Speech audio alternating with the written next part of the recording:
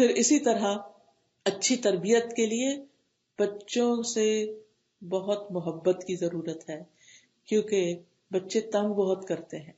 بچپن میں اور طرح کا تنگ کرنا ہوتا ہے، جب دانت نکالنے کی عمر میں آتے ہیں اور طرح تنگ کرتے ہیں، پھر جب بھاگنے دوڑنے لگتے ہیں تو کچھ اور طرح سے شرارتیں شروع کر دیتے ہیں، پھر جب پڑھنے لکھنے کا موقع آتا ہے، اس کی عمر آتی ہے تو اور طرح تنگ کرتے ہیں، پھر جب ٹین ایج میں پہنچتے ہیں تو کچھ اور کرتے ہیں، پھر جب شادی کرنے کا موقع آتا ہے تو کچھ اور طرح تنگ کرتے ہیں. تو یہ سارے مرحلے تکلیف دہ مرحلے، وہن نالا وہن پیدائش سے پہلے، اور پھر مشقت پہ مشقت ساری زندگی. ایک دفعہ ایک عورت جب ماں بن جاتی ہے تو ساری زندگی کے لیے بندھ جاتی ہے. اور پھر بہترین عورت کون ہے؟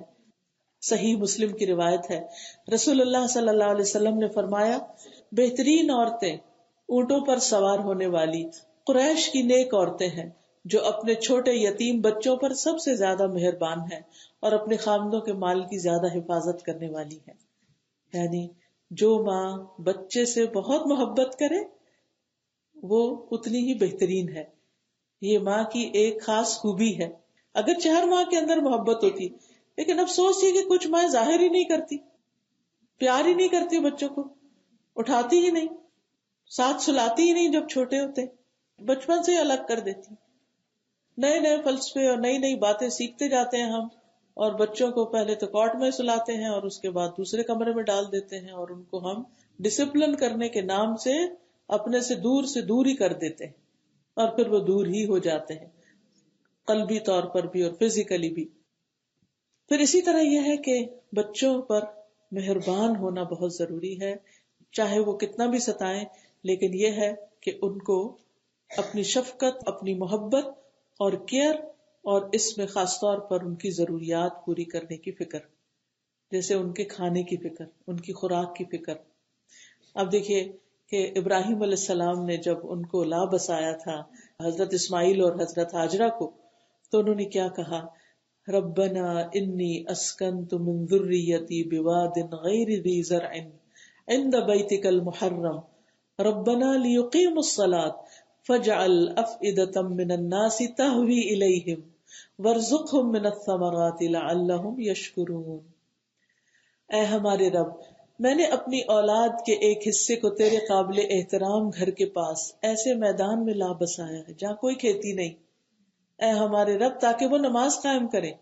پہلے مسجد بنائی، اللہ کا گھر بنایا، بس بعض لوگوں کے دلوں کو ان کی طرف مائل کر دے، یعنی میں تو یہاں نہیں، لیکن تو اور بندوبست کر دے کہ میرے بچے سے محبت کرنے والے ہوں، اور انہیں کھانے کو پھل مہیا کر دے. بہترین غذا مانگی، توقع ہے کہ یہ شکر گزار بنے گے. اور آپ دیکھیے کہ جب زمزم کا پانی آیا تو پرندے آنے لگے، جو پرندے آنے لگے تو ان کو دیکھ کر بنو جرہم جو تھے وہ بھی آ گئے، جرہم قبیلہ جو تھا، اور پھر انہوں نے حضرت ہاجرہ کا اور حضرت اسماعیل کا بہت خیال رکھا. پھر حضرت اسماعیل کی شادی بھی جرہم قبیلے میں ہوئی. تو اس طرح اللہ تعالیٰ نے ان سے محبت کرنے والے ان کے پاس بھیج دیے جو ان کے مددگار بنے. اور یہ ابراہیم علیہ السلام نے دعا مانگی تھی کہ فجعل افئدۃ من الناس تہوی الیہم، کیونکہ یہ بھی بچوں کی ضرورت ہوتی ہے کہ اللہ انہیں ایسے لوگ ملے جو ان سے محبت کرے. جب بچوں کی شادی ہو تو اس وقت بھی یہ دعا دیں کہ اللہ ہمارے بچے کو ایسے سسرال والے ملے، چاہے لڑکا ہو یا لڑکی، کہ جو اس سے محبت کرنے والے، اس کو اپنا بچہ سمجھنے والے. کیونکہ محبت کی ضرورت یہ نہیں کہ صرف بچپن میں ہوتی ہے، ساری زندگی ہوتی ہے، انسان کو آخر تک ہوتی ہے، بڑھاپے میں بھی ہوتی ہے. بس محبت کرنے والوں کی قسمیں بدلتی چلی جاتی ہیں. کبھی ماں کی محبت زیادہ ہوتی ہے، اور کبھی پھر باپ کی زیادہ ہو جاتی ہے، اور کبھی بہن بھائیوں، اور پھر بیوی کی اور شوہر کی، اور پھر بچوں کی. ہر وقت کی ایک خاص محبت ہوتی ہے. تو بچوں کی کھانے پینے کے لیے ان کے رزق کی وسعت اور فراخی کی بھی دعا کرنی چاہیے. اور ہر ماں کو یہ دعا مانگنی چاہیے کہ اللہ میرے بچے کو حلال رزق عطا کر، حلال اور وافر رزق عطا کر، کہ اسے کسی کی محتاجی نہ ہو.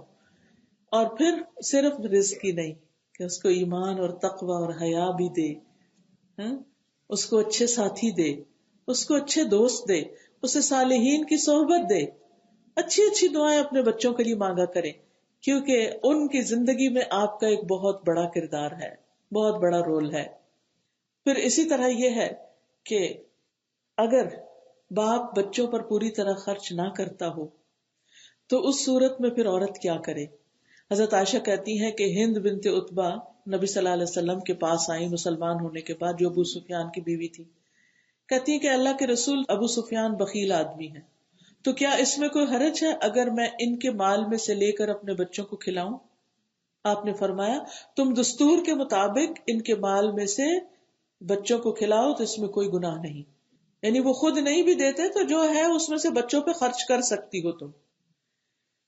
پھر اسی طرح بچوں کی صحت کی فکر کرنا کہ بچے اچھے مضبوط صحت مند بچے بن کے بڑے ہوں تاکہ ساری زندگی ان کی بیماریوں میں نہ گزرے. اس کے لیے اچھی غذا کا اہتمام کرنا، صحیح غذا ان کو کھلانا، کیونکہ بعض اوقات مائیں بس صرف اپنی سہولت کے لیے ان کو جنک کھلاتی رہتی ہیں. دودھ میں بسکٹ ڈبو کے دے دیے، سیریل دے دیا، چاکلیٹ پکڑا دی، چپس دے دیے، کینڈیز دے دی اور ان کو بہلائے رکھا کہ جی ہم ان کو بڑا خوش کر رہے ہیں. حالانکہ یہی چیزیں بچپن سے ان کے معدوں کو، سٹمک کو، ڈائجسٹو سسٹم کو برباد کر دیتی ہیں. نتیجہ کیا ہوتا ہے کہ ساری زندگی بس بیمار ہی بیمار رہتے ہیں. جس کا معدہ ہی ٹھیک نہیں، اس کے اندر قوت کہاں سے آئے گی، اس کو غذا کہاں سے لگے گی، اس کے اندر پھر باقی قوتیں کہاں سے آئیں گی. تو اس لیے ماں کو بچپن سے ہی بچے کو صحیح غذا دینی چاہیے. پھر اسی طرح جب بچیوں کی شادی وغیرہ ہو، آپ دیکھیے کہ افسوس یہ کہ ہمارے ہاں رشتے کا معیار کیا ہے، بچی دیندار بھی ہو لیکن دبلی پتلی ہو، سفید رنگ کی ہو. بچوں کی ڈیمانڈ یہی ہے، کچھ بچوں کی بھی ہے اور کچھ ہماری بھی دبی چھپی یہی ہے. تو اب آپ دیکھیے کہ اس کے نتیجے میں بچیاں شادی سے پہلے لازمن ڈائٹ کرتی کہ انہوں نے شادی کا ڈریس پہننا ہے بہت ہی اسمارٹ قسم کا، لہذا کچھ کھائے پیئیں گی نہیں. اور اس میں چاہے ان کو چکر آ رہے ہوں، چاہے ان کی حالت بری ہو رہی ہو کہ نہ وہ شوہر کا حق ادا کر سکے اور نہ آئندہ جو بچہ پیدا ہونے والا ہے اس کو دیکھ سکے. اب نتیجہ کیا ہوتا ہے، جو ہی وہ شادی ہوئی وہ چند دن تو کپڑے پہن لی، اس کے بعد ہوئی پریگنینسی اور پڑ گئی بستر پہ، اور پھر ہر طرف سے جوتے پڑنے لگتے ہیں کہ ہم اس لیے تھوڑی لائے تھے. تو اس میں قصور ہمارا اپنا بھی ہوتا ہے کہ ہم کیا تلاش کر رہے ہیں اور ہم ڈیمانڈ کیا کر رہے ہیں، اور پھر اس ڈیمانڈ کو پورا کرنے کے لیے لڑکی اپنی جان پہ کیا کیا ظلم سہ رہی ہے. تو ہونا کیا چاہیے؟ ٹھیک ہے، میں نہیں کہتی کہ ایکسیسو فوڈ کھائیں. حضرت عائشہ کہتی ہے کہ جب ان کی رخصتی کا وقت تھا تو ان کی والدہ نے چاہا کہ وہ ذرا تھوڑی موٹی ہو جائیں تاکہ مجھے رخصت کیا جا سکے، کیونکہ ان کی رخصتی 9 عمری میں ہوئی تھی. مگر ان کی حسب منشا کسی چیز کا مجھے فائدہ نہ ہوا، یعنی کہ وہ جو بھی مجھے کھلاتی تھی تو کچھ مجھے اثر نہیں ہو رہا تھا. تو انہوں نے مجھے ککڑی تر کھجور کے ساتھ ملا کے کھلائی، یعنی کیکمبر کے ساتھ کھجور کھلائی، تو میں خوب اچھی موٹی ہو گئی، یعنی کہ پھر رخصتی کے قابل ہو گئی. پھر اسی طرح آپ دیکھیے کہ بعض اوقات مائیں خود بھوکا رہ کر بچوں کو کھلاتی ہیں، اور ایسی مائیں جو بچوں کو کھلانے پلانے اور ان کے کام کرنے میں مصروفیت کی وجہ سے خود بعض اوقات اپنا خیال بھی نہیں رکھ سکتی، ان کے لیے بھی بڑا اجر ہے. حضرت عائشہ کے پاس ایک عورت آئی، مسکین عورت، اپنی 2 بیٹیوں کو اٹھائے ہوئے، تو کہتی ہے کہ میں نے اسے 3 کھجوریں دی. تو انہوں نے اپنی دونوں بیٹیوں میں سے ایک ایک کو ایک کھجور دے دی اور ایک اپنے کھانے کے لیے منہ کی طرف بڑھائی. تو بیٹیوں نے وہ بھی مانگ لی، تو انہوں نے کیا کیا، اس کھجور کے بھی 2 ٹکڑے کیے اور آدھا پھر ایک کو دے دیا اور آدھا پھر دوسرے کو دے دیا، اور خود بھوکی رہی. حضرت عائشہ کہتی ہے کہ جب نبی صلی اللہ علیہ وسلم گھر تشریف لائے تو میں نے اس واقعے کا آپ سے ذکر کیا. آپ نے فرمایا یقیناً اللہ نے اس کے اس عمل کی وجہ سے اس کے لیے جنت کو واجب کر دیا ہے یا اسے جہنم سے آزاد کر دیا ہے. یعنی جو ماں تکلیف اٹھا کے بھوکی رہ کے مشقت کر کے کام کر کے اپنے بچے کے پیٹ پالتی ہے یا اس کی بھوک کا خیال رکھتی ہے یا اس کی ضروریات پوری کرتی ہے، اس کے لیے بہت بڑا اجر ہے. یعنی اس پر آپ کو سیلف پٹی کا شکار ہونے کی ضرورت نہیں، خود کو مظلوم سمجھنے کی کہ سارا ظلم میرے اوپر ہے، باپ نہ کما کے لا رہا ہے، نہ کھلا رہا ہے، نہ کچھ اور کر رہا ہے. تو اس کڑھن جلن میں اپنا وقت نہ گزارے، آپ اپنا سودا اپنے رب کے ساتھ کر لیں کہ میں جو بھی محنت کری ہوں میرا رب دیکھ رہا ہے، کیونکہ اللہ ہر چیز کو خوب جانتا ہے. وہ جانتا ہے جو ظاہر ہے اور جو چھپا ہوتا ہے. جو کسی کو نہیں پتا وہ رب کو پتا ہے، کیونکہ بعض اوقات ہمیں لوگوں کو بول بول کے بتانا پڑتا ہے میں اتنی محنت کر رہی ہوں، میں یہ بھی کرتی ہوں، میں یہ بھی کرتی ہوں، میں یہ بھی کرتی ہوں، اور کسی کو ایسی کہانیوں سے کوئی دلچسپی نہیں ہوتی.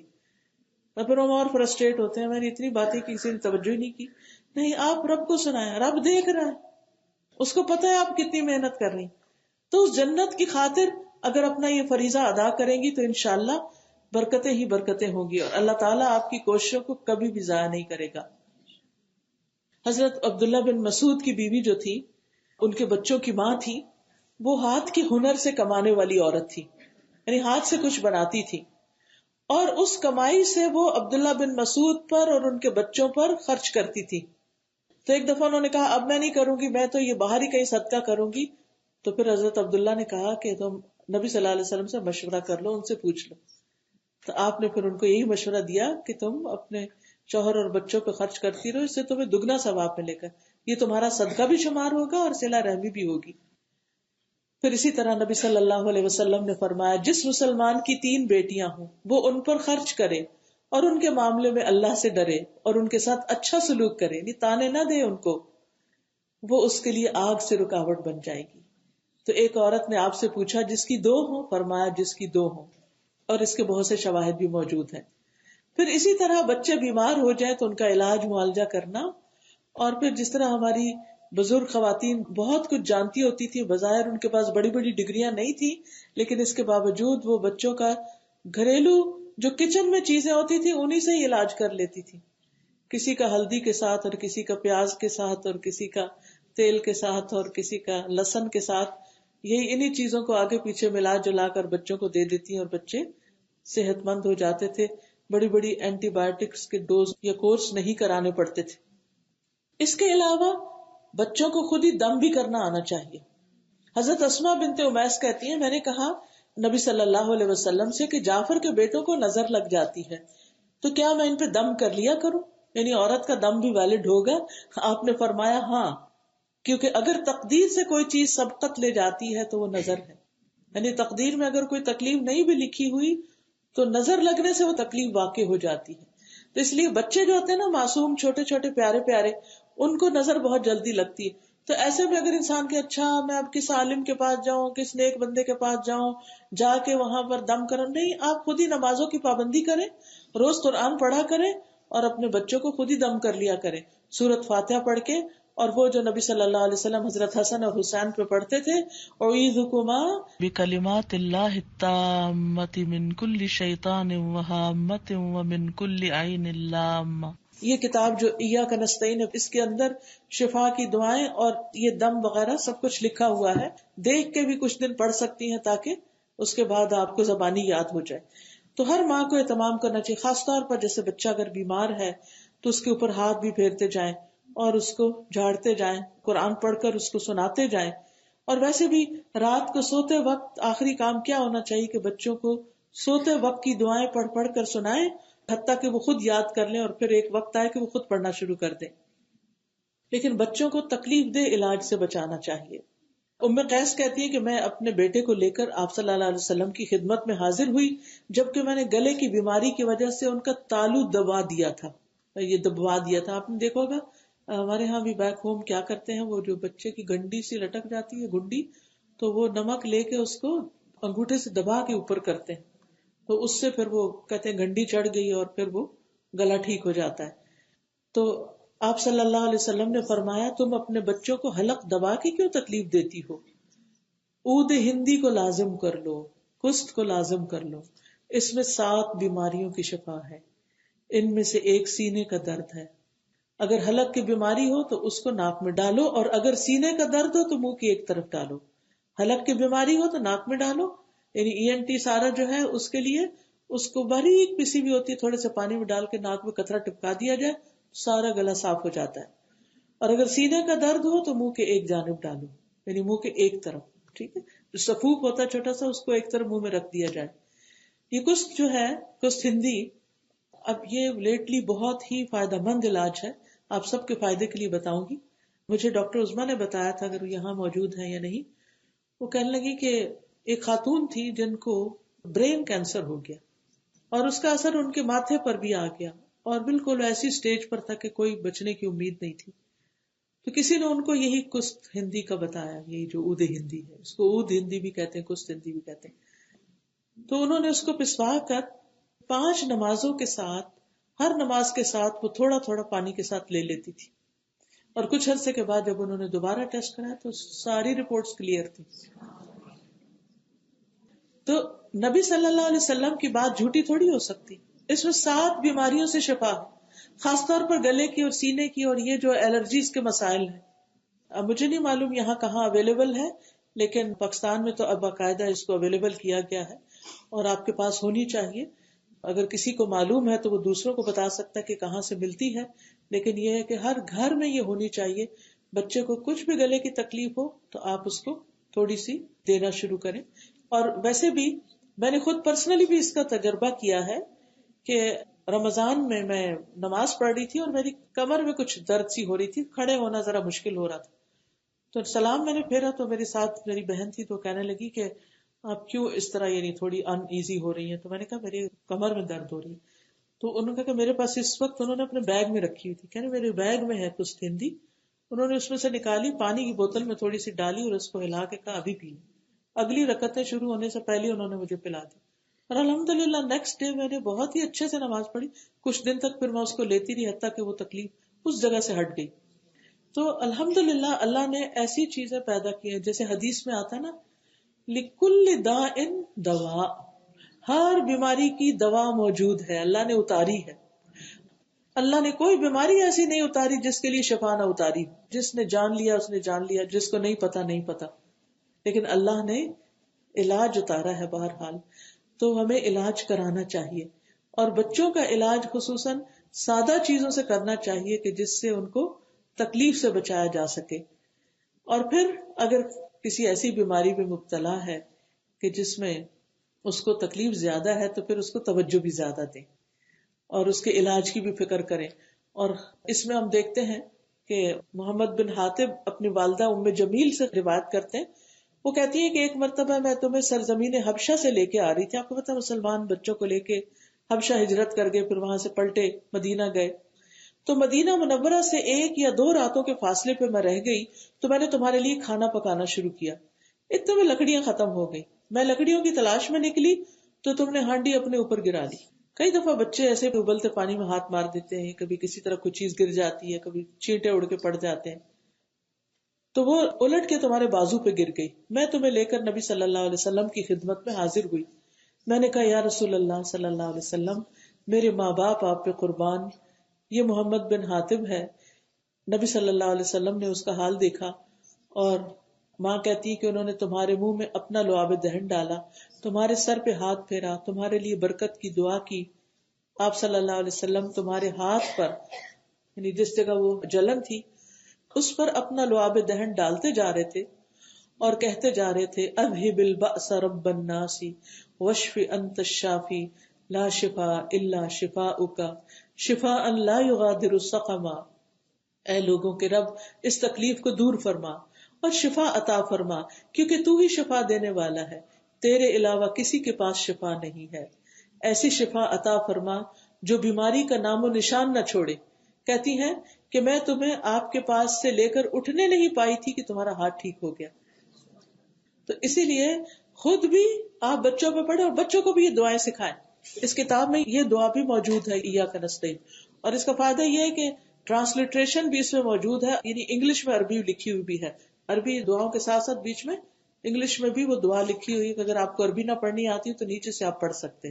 تو یہ دعائیں بچوں کو بھی سکھا دیں. اکثر ایسا ہوتا ہے بچوں نے اسکول نہ جانا ہو تو کہتے ہیں میرے سر میں درد ہے، میرے پیٹ میں درد ہے، آج اسکول نہیں جانا. تو آپ اسی وقت ان کو دعا سکھائیں اور کہیں ابھی دعا پڑھتے ہیں، دم کرتے ہیں، آپ ٹھیک ہو جائیں گے، آپ اسکول چلیں گے. کیونکہ یہ بھی تربیت کا ایک حصہ ہے کہ بچے کی ہر بات نہ مانی جائے اور بچے کو پہچانا جائے کہ کب وہ صحیح بات کر رہا ہے اور کب وہ صرف کوئی ایڈوانٹیج لینا چاہتا ہے. یہ تو تھی چند باتیں جسمانی ضروریات کے پورا کرنے کے اعتبار سے. اب ان کی روحانی ضروریات اور ان کی جو تربیت ہے اس میں انہیں کیا کیا سکھانا ہے یہ بھی ہمیں دیکھنا ہوگا. سب سے پہلی چیز جو بچے کو سکھانے کی ضرورت ہے وہ توحید کا سبق ہے. لا الہ الا اللہ ہے، اللہ کی پہچان ہے. اسحاق بن عبداللہ کہتے ہیں، وہ اپنی دادی ام سلیم سے روایت کرتے ہیں کہ وہ رسول اللہ صلی اللہ علیہ وسلم پر ایمان لے آئیں. وہ کہتی ہیں کہ تب انس کے والد آ گئے، پہلے وہ نہیں تھے گھر میں. انہوں نے کہا کیا تم سابیہ ہو گئی ہو؟ کہنے لگی نہیں میں سابی نہیں ہوئی، میں تو اس شخص پر ایمان لائی ہوں، اور وہ انس کو اشارہ کرتی اور تلقین کرتی کہ لا الہ الا اللہ کو، اشہد ان محمد الرسول اللہ کو۔ تو بچے نے ایسا ہی کیا۔ تو ام سلیم کو انس کے باپ نے کہا میرے بیٹے کو نہ بگاڑو، تو وہ کہتی کہ میں اس کو بگاڑ نہیں رہی، میں اس کو ایمان سکھا رہی۔ تو وہ جو مالک تھے انس کے والد، وہ مسلمان نہیں ہوئے تھے، اور پھر کہیں چلے گئے اور وہاں مارے گئے۔ تو اس کے بعد پھر ام سلیم نے ابو طلحہ سے شادی کی تھی، جس شادی کا مہر کیا تھا؟ ان کا اسلام، کیونکہ بہت مالدار شخص تھے اور ویسے اچھے اخلاق کے تھے۔ ان کا کہ نہیں، اگر تم مسلمان ہو جاؤ تو میں تم سے شادی کر سکتی ہوں، کیونکہ تم تو وہ شخص ہو کہ جو ان بتوں کو پوجتا ہے جو کسی بڑھائی نے گھڑے ہیں، یعنی لکڑی کے لا کے بنائے ہیں، تو میں تو اس کو نہیں مانوں گی۔ تو پہلا شوہر جو انس کا والد تھے وہ مسلمان نہیں ہوا، لیکن اس کے باوجود کہ باپ مسلمان نہیں ہے، گھر میں اس کے سامنے بچے کو لا الہ الا اللہ سکھا رہی ہیں۔ اور اس بچے کی قسمت میں پھر تھا کہ وہ نبی صلی اللہ علیہ وسلم کی خدمت کرے، اور جب مدینہ میں آئے تو وہ تقریباً 9-10 سال کے تھے، اور جب تک نبی صلی اللہ علیہ وسلم حیات رہے انس جو تھے وہ ان کے پاس بحیثیت خدمت گزار بچے کے رہے۔ اور حضرت انس کہتے ہیں کہ ان کی مائیں جو تھی، نانی، دادی، امی، خالہ، سب تلقین کرتی تھی کہ تم نبی صلی اللہ علیہ وسلم کی اچھی سی خدمت کیا کرو۔ تو یہ بھی ماؤں کا اصل میں ایک تربیت کا انداز تھا۔ پھر اسی طرح عبداللہ بن عباس کہتے ہیں اپنی والدہ سے، جن کا نام ام فضل ہے، کہ میں نے سنا نبی صلی اللہ علیہ وسلم مغرب کی نماز میں سورۃ المرسلات کی قرات کر رہے تھے، اس کے بعد آپ نے ہمیں کبھی نماز نہیں پڑھائی یہاں تک کہ اللہ نے آپ کی روح قبض کر لی۔ تو اب آپ دیکھیں کہ یہ بات ابن عباس کو کس نے بتائی؟ کس نے بتائی؟ ماں نے بتائی۔ یعنی ابن عباس اپنی والدہ سے ہی حدیث روایت کرتے ہیں کہ والدہ نے یہ بات یاد رکھی کہ نبی صلی اللہ علیہ وسلم نے ہمیں جو آخری نماز پڑھائی تھی اس میں سورۃ المرسلات پڑھائی تھی۔ پھر چھوٹی عمر سے ہی بچوں کو دین کے احکام سکھانے چاہیے۔ 7 سال کی عمر میں نماز سکھانی چاہیے، 10 سال کے ہو جائیں تو پھر لازماً نماز پڑھوانی چاہیے، اگر نہ پڑھے تو اس وقت ان پہ سختی بھی کی جا سکتی ہے۔ چھوٹی عمر سے بچوں کو عبادات میں ساتھ شریک کرنا چاہیے، جیسے نبی صلی اللہ علیہ وسلم ایک دفعہ انس بن مالک کے دادی کے گھر گئے، اور پھر نبی صلی اللہ علیہ وسلم کو انہوں نے بلایا تھا، آپ نے ان کے لیے کھانا تیار کیا۔ جب کھانا کھا چکے آپ تو آپ نے فرمایا اٹھو میں تمہیں نماز پڑھاؤں۔ تو کہتے ہیں کہ میں ایک چٹائی لینے کے لیے اٹھا جو دیر تک پڑے رہنے کی وجہ سے سیاہ ہو چکی تھی، میں نے اس پہ پانی چھڑکا، اس پر نماز کے لیے کھڑے ہوئے، یتیم بچہ میرے ساتھ اور بوڑھی خاتون ہمارے پیچھے تھی، آپ نے ہمیں 2 رکعتیں پڑھائیں۔ یعنی بچوں کو بھی، یعنی حضرت انس تو بچے تھے اور اس کے ساتھ ایک یتیم بچہ بھی تھا، ان سب کو انہوں نے جماعت سے نماز پڑھائی۔ تو بعض اوقات مسجد میں بچوں کو آنے نہیں دیتے، یا بچے آ کے اگر بھاگ دوڑ کریں تو ان کو ناراض ہوا جاتا ہے، تو اس پر بھی مائیں اپنے بچوں کو ڈسپلن ضرور کریں، لیکن یہ نہیں کہ آپ خود دین کی مجلس میں حاضر ہوں اور بچے جو ہیں ان کو اس سے دور ہی رکھیں، کیونکہ جو چیزیں دیکھ کر سیکھی جا سکتی ہیں وہ صرف بتانے سے نہیں آتی۔ اگر آپ گھر جا کر بچے کو 100 دفعہ بتائیں نماز یوں پڑھتے ہیں، یوں کھڑے ہوتے ہیں، یوں بیٹھتے ہیں، جماعت یوں ہوتی ہے، امام یوں پڑھتے ہیں، نہیں، یہ بہت مشکل سے سمجھیں گے، اور اگر ایک دفعہ مسجد میں لے آ کر مشاہدہ کروا دے تو سب بات فوراً سیکھ جائیں گے۔ پھر اسی طرح رسول اللہ صلی اللہ علیہ وسلم فرماتے ہیں کہ جب میں نماز کے لیے کھڑا ہوتا ہوں تو چاہتا ہوں کہ نماز کو لمبا کروں، پھر کسی بچے کے رونے کی وجہ سے اسے مختصر کر دیتا ہوں کہ ماں کو اس کی مشقت نہ ہو، یعنی ماں مشکل میں نہ پڑے۔ تو کتنا بچوں کا خیال ہے کہ بچے نماز کے لیے آتے رہیں مسجدوں میں۔ پھر اسی طرح انصار کی عورتیں جو تھیں وہ اپنے بچوں کو روزہ بھی رکھواتی تھی، جیسے عاشورہ کا روزہ۔ ربیہ کہتے ہیں وہ اپنے چھوٹے بچوں کو بھی روزہ رکھواتے اور بچوں کے لیے اون کی گڑیا سی بنا دیتے، جب بچے بھوک سے رونے لگتے تو ہم ان کو گڑیا سے بہلاتے تھے، یعنی ٹوائز دے دیتے تھے، یہاں تک کہ افطار کا وقت آ جاتا۔ اسی طرح بچوں کو حج پہ بھی ساتھ لے جایا جاتا تھا، اگر حج پہ نہیں تو کم از کم عمرے پہ تو ساتھ لے جانا چاہیے، تاکہ بچوں کے اندر بھی اللہ کے گھر سے ایک محبت پیدا ہو، ایمان پیدا ہو۔ پھر عید کی نماز میں لے کر جائیں۔ ابن عباس کہتے ہیں کہ رسول اللہ صلی اللہ علیہ وسلم اپنی بیٹیوں اور ازواج کو عید میں نکلنے کا حکم دیتے تھے کہ وہ بھی چلیں، کیونکہ اس میں مسلمانوں کا اجتماع ہوتا ہے، دعا ہوتی ہے، اچھے اچھے کپڑے، اچھے کھانے، تو بچوں کے لیے خوشی کا، رونق کا موقع ہوتا ہے۔ پھر بچوں کو رازداری سکھائیں کہ اس کی بات ادھر، ادھر کی بات ادھر نہ کریں. اور کچھ لوگ تو افسوس کے ساتھ یہ کہنا پڑتا ہے کہ بچوں سے تجسس کرواتے ہیں. اچھا جاؤ دیکھ کر آؤ وہ تمہارا بھائی کیا کر رہا ہے، جاؤ دیکھ کر آؤ تمہاری دادی کیا کر رہی ہے، اچھا وہ جو تم پھپھی کے گھر گئے تھے تو پھر انہوں نے کیا دیا تھا تمہیں کھانے کے لیے، اور کون کون آیا تھا وہاں پر. بچے معصوم، اور جس طریقے سے پوچھا جاتا ہے وہ سمجھتے ہیں بہت بڑا کام اور اس سے بڑی امپورٹنس ملتی ہے. پھر کوئی نہ پوچھے تو آ کر ویسے ہی خبریں دینے لگتے ہیں، پھر ساری زندگی کے لیے عادت پڑ جاتی ہے اس قسم کے تجسس کی. تو اس سے بھی بچنے کی ضرورت ہے. حضرت انس کہتے ہیں کہ رسول اللہ صلی اللہ علیہ وسلم میرے پاس تشریف لائے، میں بچوں کے ساتھ کھیل رہا تھا. آپ نے ہمیں سلام کیا، پھر مجھے کسی کام کے لیے بھیجا، پھر میں اپنی والدہ کے پاس دیر سے گیا. جب میں ان کے پاس پہنچا تو انہوں نے کہا تجھے کس چیز نے روکے رکھا؟ میں نے کہا مجھے رسول اللہ صلی اللہ علیہ وسلم نے کسی کام کے لیے بھیجا تھا. میری والدہ پوچھنے لگی انہوں نے کیا کام کہا تھا؟ میں نے کہا وہ راز کی بات ہے. وہ کہتی ہیں تم رسول اللہ کے راز کو کسی سے بیان نہ کرنا. کیا اچھی تربیت ہے. پھر اسی طرح اگر بچے کوئی غلط کام کر رہے ہوں تو پیار سے ان کی اصلاح بھی کرنی چاہیے. حضرت عائشہ نے دیکھا کچھ بچیاں جوان ہو گئی ہیں لیکن وہ دوپٹے کے بغیر نماز پڑھ رہی ہیں، تو آپ نے ان کو دوپٹے اوڑھنے کے لیے کہا. لیکن یہ نہیں کہ ڈانٹ ڈپٹ کے اگر مسجد میں دیکھے بچے کے سر پہ ٹوپی نہیں تو اس کو ناراض ہونا شروع ہو جائیں، یا پہلی دفعہ کوئی بچے مسجد میں آئے تو ان کو طریقہ نہیں ابھی آتا تو ان کو ادھر ہی ناراض ہونا شروع ہو جائے. نہیں، پیار سے محبت سے اسمائل پاس کریں، ویلکم کریں. پھر اگر ان سے کوئی غلطی ہوتی ہے تو بعد میں آرام سے بٹھا کے سمجھائیں ان کو. پھر اسی طرح بڑی عمر کے بچوں کی بھی اصلاح کی ضرورت ہوتی ہے. ہم یہ کہتے نہیں اب تم ہماری رسپانسبلٹی نہیں ہو، تم انڈیپینڈنٹ ہو، خود کرو. نہیں، جب بھی جتنا بھی ممکن ہو. آپ دیکھیے کہ حضرت علی رضی اللہ عنہ اور حضرت فاطمہ رضی اللہ عنہ شادی ہو چکی ہے، ان کے اپنے بچے بھی ہو چکے ہیں، لیکن جب وہ غلام لینے کے لیے آتی ہیں تو کس طرح نبی صلی اللہ علیہ وسلم خود ان کے گھر جا کر ان کو تسبیحات سکھاتے ہیں. پھر ایک مرتبہ نماز کے لیے اٹھاتے ہیں، جب وہ نہیں اٹھتے تو پھر حضرت علی کہتے ہیں کہ جب اللہ چاہے گا ہمیں اٹھائے گا. تو آپ صلی اللہ علیہ وسلم واپس آتے ہیں اور کہتے ہیں انسان بڑا جھگڑالو ہے. تو شادی کے بعد بھی بچوں کے دین کی فکر کرتے رہنا چاہیے، اس کی خبر رکھنی چاہیے کہ وہ کیا کر رہے ہیں. حضرت ابراہیم علیہ السلام بھی جب واپس آئے تھے، حضرت اسماعیل کی شادی ہو چکی تھی، تو اس وقت ان کی بیوی سے ملاقات ہوئی جو کہ اپنے شوہر کی بہت سی شکایتیں کر رہی تھی. تو اس پر انہوں نے یہ میسج دے کے چلے گئے کہ جب میرا بیٹا آئے تو اسے کہنا کہ چوکھٹ بدل دو. پھر اسی طرح بچوں کی تربیت میں انہیں مارنے سے پرہیز کریں. مار پیٹ منع ہے، کیونکہ نبی صلی اللہ علیہ وسلم پیار اور محبت سے حضرت حسن اور حسین کو اپنی گود میں بٹھاتے تھے اور انہیں پیار کرتے تھے اور ان کے لیے دعائیں کرتے اور فرماتے اللہ میں ان سے محبت کرتا ہوں، تو بھی ان سے محبت کر.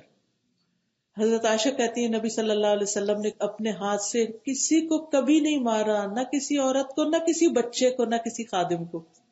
ان تینوں کی عام طور پہ پٹائی ہوتی ہے، تو کسی کو نہیں مارا آپ نے کبھی بھی. یہ ہے ہمارے رسول صلی اللہ علیہ وسلم کی سنت جس پر ہمیں عمل کرنے کی ضرورت ہے. اور خصوصاً کبھی اگر غصہ آ بھی جائے تو چہرے پہ تو بالکل مارنے کی اجازت نہیں، اس کی ممانعت ہے، آپ نے منع فرمایا ہے. پھر اسی طرح یہ ہے کہ بچوں کی اچھی تربیت میں جھوٹ سے بچنا چاہیے. جھوٹ نہ بولیں، ان سے جھوٹا وعدہ نہ کریں. ایک دفعہ عبداللہ بن عامر کہتے ہیں میری والدہ نے مجھے بلایا اور کہا ادھر آؤ میں کچھ دوں تمہیں. تو رسول اللہ صلی اللہ علیہ وسلم ہمارے گھر میں تشریف فرما تھے. انہوں نے میری والدہ سے پوچھا تم کیا دینا چاہتی ہو؟ انہوں نے کہا میں اسے کھجور دینا چاہتی ہوں. تو آپ نے فرمایا اگر تم اسے کچھ نہ دیتی تو تم پہ جھوٹ لکھا جاتا. یعنی بچوں سے بھی جھوٹ نہیں بول سکتے اور جھوٹے وعدے نہیں ان کے ساتھ کر سکتے. پھر اسی طرح اچھی تربیت میں بچوں کے درمیان انصاف کریں. اگر کوئی ایک بچہ زیادہ بھی اچھا لگتا ہے نا تو بھی آپ اس کا اظہار بہت نہ کریں، دوسرے بچے کمپلیکس کا شکار ہو جائیں گے، احساس کمتری کا شکار ہو جائیں گے. آپ صلی اللہ علیہ وسلم نے فرمایا سووا بین اولادکم فی العطیہ، تحفہ دینے کے معاملے میں بچوں کے درمیان عدل کرو، جیسے تم پسند کرتے ہو کہ تمہارے ساتھ نیکی میں برابری کریں، تمہارے ساتھ حسن سلوک کریں. پھر اسی طرح ان کی تربیت کے لیے اگر کوئی بہترین انتظام ہو تو انہیں اپنے سے الگ کیا بھی جا سکتا ہے. جیسے حضرت مریم کی والدہ نے ان کو ہیکل میں چھوڑا تھا کیونکہ وہاں انہوں نے نظر مانی تھی اور پھر وہ عبادت کرتی تھی وہاں، اور انہی کی پرورش میں دی گئی. پھر اسی طرح بچوں کو دین کے لیے بھی وقف کیا جا سکتا ہے. حضرت انس کی والدہ نے جس طرح ان کو نبی صلی اللہ علیہ وسلم کی خدمت میں بھیجا یہ کہہ کر کہ میرا بچہ لکھنا جانتا ہے، آپ اس سے کام لیجئے. پھر اسی طرح بچوں کو نیک لوگوں کی مجلسوں میں لے جائیں، ان سے ملوائیں. اور جب آپ خود ایسے لوگوں سے محبت کریں گے تو بچے بھی کریں گے. لیکن اگر ماں باپ صرف امیر لوگوں سے ملنا چاہیں، صرف اسٹیٹس کانشیس ہوں، کسی اور جگہ نہ لے جانا چاہیں، تو بچوں کے اندر خود بخود وہ چیزیں ٹرانسفر ہو جاتی ہیں. حضرت عمر ابن حریث کہتے ہیں میری والدہ مجھے نبی صلی اللہ علیہ وسلم کے پاس لائیں، آپ نے میرے سر پہ ہاتھ پھیرا، میرے لیے رزق کی دعا کی. تو بچوں کے یہ موقع یاد رہ جاتے ہیں. پھر اسی طرح یہ ہے کہ نبی صلی اللہ علیہ وسلم نے صرف ایک نہیں کئی بچوں کو دعائیں دی. حضرت ابن عباس کو دعا دی کہ اللہ اس کو علم اور حکمت سکھا، کتاب کا علم عطا کر. اللہ سبحانہ تعالیٰ سے دعا ہے کہ وہ ہمیں بھی اچھی مائیں بنائے تاکہ ہم اچھی نسلیں پروان چڑھائیں جو ہمارے لیے صدقہ جاریہ بنے. کیونکہ مرنے کے بعد انسان کے عمل ختم ہو جاتے ہیں، تین چیزیں پھر بھی چلتی رہتی ہیں. ان میں سے ایک تو صدقہ جاریہ، اچھی جگہ مال لگانا، صدقہ کرنا جو بعد میں جس کی خیر فیض جاری رہے، جیسے دینی تعلیم وغیرہ پر. دوسرے نیک اولاد کی اچھی تربیت کرنا کہ جب وہ والدین کے لیے دعا کریں گے تو وہ دعا قبول ہوگی، ماں باپ کے درجات بلند ہوتے چلے جائیں گے جنت میں. اور تیسرا جو ہے وہ علم ينتفع به، ایسا علم جس سے لوگ فائدہ اٹھائیں. اگر آپ کے اپنے بچے نہیں ہیں تو اچھے شاگرد تیار کریں، اوروں کے بچوں کو تعلیم دیں، خوشی کے ساتھ والنٹیئر کریں، ان کی تربیت کریں. حضرت عائشہ کے اپنے بچے نہیں تھے لیکن انہوں نے کئی بچوں کو گود لیا اور پھر ان پہ خصوصی توجہ کی، ان سے محبت کرتی تھی. اپنے بھانجے کے نام پر اپنی کنیت رکھی ام عبداللہ. اور اس میں ہمیں اچھی ماؤں کی لائف ہسٹری جو ہے اس کا مطالعہ کرتے رہنا چاہیے. یعنی ایسی کتابیں پڑھیں صحابیات کی، ایسے لیکچر سنیں صحابیات کے بارے میں کہ ان کا کردار کیا تھا، تاکہ اس کی جھلک ہمارے اندر بھی آئے اور پھر ہم بھی اچھی مائیں ثابت ہوں. حضرت ہاجرہ کے ذکر میں نے آپ کے سامنے کیا کہ کس طرح وہ صبر کے ساتھ رہی، جس کی وجہ سے ان کے بیٹے کے اندر بھی وہ صبر آیا کہ جب انہوں نے آ کر کہا یا بنی انی ارا فی المنام انی اذبحک فانظر ماذا تری قال یا ابت افعل ما تؤمر ستجدنی ان شاء اللہ صابرا. حضرت اسماعیل نے اپنے والد سے سنا جب انہوں نے کہا اے میرے چھوٹے بیٹے، میں خواب میں دیکھتا ہوں بے شک میں تجھے ذبح کر رہا ہوں، تو کیا خیال کرتا ہے؟ اس نے کہا میرے باپ جو تجھے حکم دیا جا رہا ہے کر گزر، اللہ نے چاہا تو آپ مجھے ضرور صبر کرنے والوں میں سے پائیں گے. ایک بچے کے اندر ابھی چلنے پھرنے کی عمر، یہ بھاگ دوڑ 10-11 سال کی عمر تھی یا کچھ ایسی، اس عمر کو پہنچے تھے اور ان کے اندر اتنا صبر، کیونکہ انہوں نے صبر کی تربیت پائی تھی بچپن سے. صابر ماں کو سامنے پایا تھا جو راضی ہو گئی تھی صرف چند کھجوروں اور پانی کی ایک چھاگل پر کے اس کے ساتھ وہ ایسی جگہ رہے جہاں کوئی دوسرا انسان بھی نہیں. اسی طرح فرعون کی بیٹی کی جو کنگھی کرنے والی یا میک اپ کرنے والی تھی مشاطہ، وہ اور اس کے بچوں کا واقعہ بھی حدیث میں آتا ہے. مسند احمد کی روایت میں آتا ہے کہ نبی صلی اللہ علیہ وسلم جب معراج کی رات ایک جگہ سے گزرے تو کہتے ہیں وہاں سے بڑی بہترین خوشبو آئی.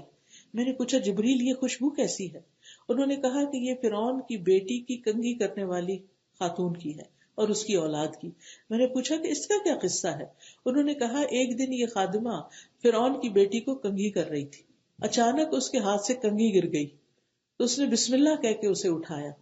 فرعون کی بیٹی کہنے لگی کہ اس سے مراد میرے والد ہیں. یعنی اللہ کس کو کہہ رہی ہو؟ کیونکہ وہ کہتا تھا نا فرعون کہ میں ہوں رب العالی. اس نے کہا نہیں، بلکہ میرا تیرا تیرے والد سب کا رب یعنی اللہ. فرعون کی بیٹی نے کہا کہ میں اپنے والد کو یہ بات بتا دوں گی. اس نے کہا ضرور بتاؤ. فرعون کی بیٹی نے باپ تک یہ خبر پہنچا دی. اس نے خادمہ کو طلب کر لیا. جب وہ آئی تو فرعون کہنے لگا اے فلانا، کیا میرے علاوہ بھی تیرا کوئی رب ہے؟ اس نے کہا ہاں، میرا اور تمہارا رب اللہ ہے. یہ سن کر فرعون نے تانبے کی ایک گائے بنانے کا حکم دیا اور اسے خوب دہکایا، گرم کیا. اس کے بعد حکم دیا کہ اسے اور اس کی اولاد کو اس کے اندر پھینکو. تو اس نے کہا مجھے آپ سے ایک کام ہے. فرعون نے پوچھا کیا کام ہے؟ اس نے کہا میری خواہش ہے کہ جب ہم جل کر کوئلہ ہو جائیں تو میرے اور میرے بچوں کی ہڈیاں ایک کپڑے میں جمع کر کے دفن کر دینا فرعون نے کہا یہ تمہارا ہم پر حق ہے، ہم ایسے ہی کریں گے. اس کے بعد فرعون نے پہلے اس کے بچوں کو اس میں جھونکنے کا حکم دیا، چنانچہ اس کی آنکھوں کے سامنے اس کے بچوں کو ایک ایک کر کے اس دہتے تندور میں ڈالا گیا، یہاں تک کہ جب اس کے دودھ پیتے بچے کی باری آئی تو ذرا سی ہچکچائی. زیادہ پیار ہوتا ہے نا چھوٹے بچے سے. یہ دیکھ کر اللہ کی قدرت اور معجزے سے وہ بچہ بول اٹھا، اماں جان بے خطر کود جائیے، کیونکہ دنیا کی سزا آخرت کے عذاب سے ہلکی ہے. چنانچہ اس میں چھلانگ لگا دی. لیکن وہ تو ایک صرف بظاہر تکلیف تھی نا. کہتے ہیں کہ جس کی جان اللہ کی راہ میں جاتی ہے اس کو بس اتنی درد ہوتی ہے جیسے چیوٹی کے کاٹنے سے ہوتی ہے. اور جیسے وہ جو سورت یاسین میں آتا ہے نا کہ جس شخص کو لوگوں نے مار ڈالا تھا اس نے کیا کہا، یا لیت قومی یعلمون بما غفر لی ربی وجعلنی من المکرمین قیل ادخل الجنہ. ادھر انہوں نے مارا، ادھر انہوں کو جنت میں داخل کر دیا گیا. تو یہی حال اس کا ہوا. اور پھر نبی صلی اللہ علیہ وسلم کو ان کی خوشبو سنگائی گئی، کیونکہ نیک بندہ جب مرتا ہے تو اس کے پاس جو فرشتہ آتا ہے وہ خوشبودار کفن لے کر آتا ہے، اور کبھی کبھی وہ خوشبو زمین پہ بھی پھیلتی. امام بخاری کے بارے میں آتا ہے کہ ان کی قبر میں جب ان کو دفن کیا گیا تو اس قبر سے اتنی خوشبو آتی تھی کہ لوگ اس کی مٹی اٹھانا شروع ہو گئے. پھر لوگوں کو یہ ڈر پڑا کہ یہ تو ساری قبر ہی ننگی ہو جائے گی اگر لوگ اسی اعتبار سے مٹی اٹھاتے رہے. تو پھر بہرحال اس کے آس پاس جنگلہ کر دیا گیا. پھر اسی طرح ام سلیم جو ہیں حضرت انس کی والدہ، ان کا واقعہ تو بہت ہی زبردست ہے. کس طرح انہوں نے اپنے بچے کی وفات پر کیسا صبر کیا کہ شوہر سفر سے آیا، اس کو بتایا نہیں، کپڑے سے ڈھانک کے رکھ دیا. اس نے پوچھا کہ بچہ کیسا ہے، کیونکہ بخار میں چھوڑ کے گئے تھے. کہنے لگے پہلے سے بہتر ہے، حالانکہ بچہ بہت ہو چکا تھا. پھر شوہر کو کھلایا پلایا، خوش کیا. اس کے بعد کہا کہ دیکھو اگر تمہارے پاس کوئی امانت رکھے اور پھر وہ لینے آ جائے تو کیسے دو گے؟ تو انہوں نے کیا کہا، خوشی سے دوں گا. کہا تمہارا بچہ بھی اللہ کی امانت تھی، اللہ نے لے لیا. کیسا صبر کیا انہوں نے. تو بہرحال نبی صلی اللہ علیہ وسلم کو خواب میں جنت میں داخل کیا گیا، تو وہاں پر آپ نے ان کو دیکھا جنت میں، اسی وجہ سے کہ ان کے اندر اتنا زیادہ ایمان تھا، اتنا بڑا جذبہ. کیونکہ ایمان ہی کی وجہ سے صبر آتا ہے. تکلیفوں پر صبر، اور خصوصاً اولاد کے فوت ہونے کی تکلیف کو معمولی نہیں ہوتی. کئی عورتیں بیچاری اس مرحلے سے، کبھی تو مس کیریج ہو جاتا ہے، کبھی کوئی اور تکلیف آ جاتی ہے، بچہ اسٹل پیدا ہوتا ہے، پیدا ہو کے فوت ہو جاتا ہے، تو زخم پہ زخم سہتی ہیں عورتیں. تو یہ اس کا اجر بہت بڑا ہے اگر وہ صبر کرے اور اللہ سے ناراض نہ ہو اور شکوے نہ کرے. پھر اسی طرح وہ اپنے بچے کو نبی صلی اللہ علیہ وسلم کی خدمت کے لیے مسلسل تاکید کرتی تھی. تو نبی صلی اللہ علیہ وسلم نے بھی ان کو خوب دعا دی، اللہم ارزقہ مالا وولدا وبارک لہ، اللہ اسے مال اور اولاد عطا فرما، اسے برکت دے. حضرت انس کہتے ہیں دیکھ لو آج میں سارے انصار سے مال میں زیادہ ہوں. ان کے 120 بچے، یعنی بچے بچے کو بچے ان کی زندگی میں فوت ہوئے، یعنی اتنے زیادہ ان کی نسل پلی پھولی. پھر اسی طرح ام فضل جو تھی ابن عباس کی والدہ تھی. آپ کو معلوم ہے کہ حضرت عباس تو مسلمان نہیں ہوئے تھے لیکن ام فضل ہو گئی تھی. اور پھر حضرت عبداللہ بن عباس جو تھے ان کی تربیت ان کی والدہ نے ہی مکہ میں رہ کر کی تھی، کیونکہ وہ کمزور تھی، ہجرت نہیں کر سکتی تھی. نبی صلی اللہ علیہ وسلم نے فرمایا یہ 4 بہنیں مومنہ ہیں، میمونہ، ام الفضل، سلمہ اور اسماء بنت امیس. 4 بہنیں تھیں، بہترین صحابیات تھیں، بہت ہی سمجھدار خاتون تھیں. جب انہوں نے یہ جاننا چاہا کہ نبی صلی اللہ علیہ وسلم حج کے دن عرفہ کے دن روزے سے ہیں کہ نہیں، تو انہوں نے دودھ پیش کیا کہ اگر پی لیا تو ہمیں پتہ چل جائے گا، پوچھنے کی ضرورت ہی نہیں ہے. پھر اسی طرح نبی صلی اللہ علیہ وسلم نے ابن عباس کے پیدا ہونے سے پہلے ہی ان کے پیدائش کی خوشخبری ان کو دے دی تھی اور ان کے لیے دعا کی تھی اللہم فقہہ فی الدین. تو یہی وجہ ہے کہ اسلام میں ماں کی جو خدمت ہے اس کو لازم قرار دیا گیا اور اس کا بہت زیادہ حق رکھا گیا، باپ کے مقابلے میں بھی 3 گنا زیادہ. اور پھر خرچ کرنے کی ابتدا ماں سے کرنی چاہیے، کیونکہ ماں کے ایک دن کا بھی بدلہ چکایا نہیں جا سکتا. اور ماں کے ساتھ نیکی جو ہے وہ کبیرہ گناہ معاف کرنے کا سبب بنتی ہے. اگر کسی کی کوئی گناہ ہو گیا ہو، ایسا حرام کام ہو گیا ہو، تو اس کے لیے وہ کیا کرے، ماں نہیں تو خالہ سے حسن سلوک کرے. اور پھر یہ ایسا عمل ہے کہ جو جنت میں پہنچانے والا ہے. اس کی وجہ سے انسان کے درجات بلند ہوتے ہیں. اور پھر ماں چاہے مسلمان نہ بھی ہو پھر بھی اس کے ساتھ اچھا سلوک کرنا چاہیے. یعنی اس کے ساتھ صلہ رحمی کرنی چاہیے، اس کی عزت احترام کرنا چاہیے. پھر اسی طرح ماں کے بعد خالہ کا مقام ہوتا ہے کیونکہ وہ بھی تربیت میں حصہ لیتی ہے. ماں کی وفات کے بعد یا والدین کی وفات کے بعد ان کی طرف سے صدقہ بھی کرنا چاہیے. اگر ان کے روزے رہتے ہو تو وہ رکھنے چاہیے، اگر ان کے ذمے کوئی قرض ہو تو اس کو اتارنا چاہیے، اگر زندگی میں انہوں نے کوئی منت مانی ہو تو اس کو پورا کرنا چاہیے. اور اللہ تعالیٰ نے ماں کی نافرمانی کو حرام قرار دیا ہے. اور اگر ماں سے کبھی کوئی بھولے میں غلطی ہو جائے تو اس کو نشر نہیں کرنا چاہیے، رسوا نہیں کرنا چاہیے، اس پہ پردہ ڈالنا چاہیے. اللہ تعالیٰ سے دعا ہے کہ اللہ ہمیں اچھی مائیں بنائے اور ہماری نسلوں کو بہترین طریقے پر پروان چڑھائے. وآخر دعوانا ان الحمد للہ رب العالمین. سبحانک اللہم وبحمدک، اشہد ان لا الہ الا انت، استغفرک واتوب الیک. السلام علیکم ورحمۃ اللہ وبرکاتہ.